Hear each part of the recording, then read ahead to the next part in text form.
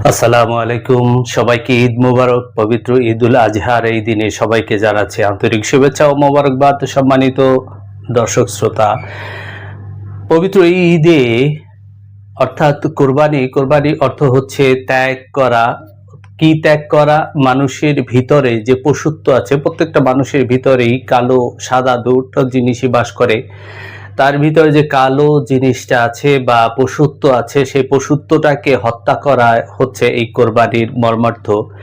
কিন্তু আমরা দেখি শিশু রমিসা ধর্ষিত হয়, এরকমের অসংখ্য রমিসা, ছোট্ট ছোট্ট শিশু, বড়রা ক্রমাগত ধর্ষিত হচ্ছে।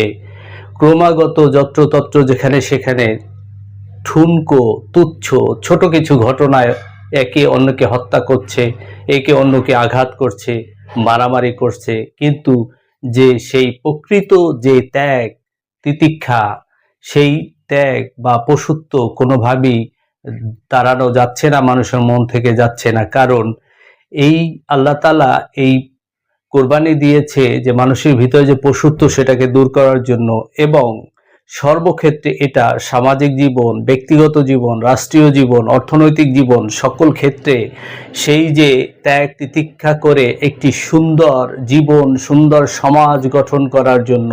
কিন্তু সেখানে মানুষ ব্যর্থ হচ্ছে, কারণ মানুষ ইসলামের যে অনুশাসন সেটা মানতেছে না। মানুষ প্রকৃত ইসলামকে ফলো করতেছে না, যার কারণে সর্বত্রই এক বিশৃঙ্খলা বিরাজমান।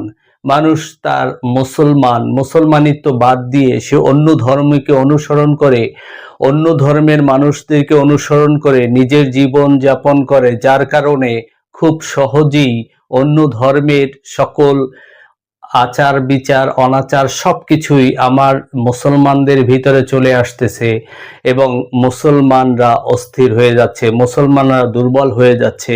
আপনার একটি পাত্র, সেটা যদি আপনি নিজে ছিদ্র করে দেন, সেখান থেকে অনায়াসে পানি ঢুকবে অথবা পানি বের হয়ে যাবে।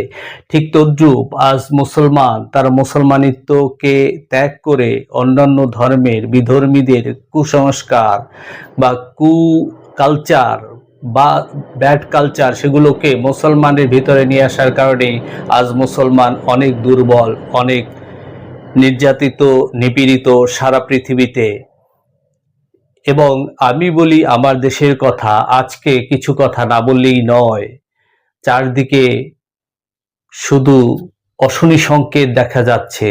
ছোট্ট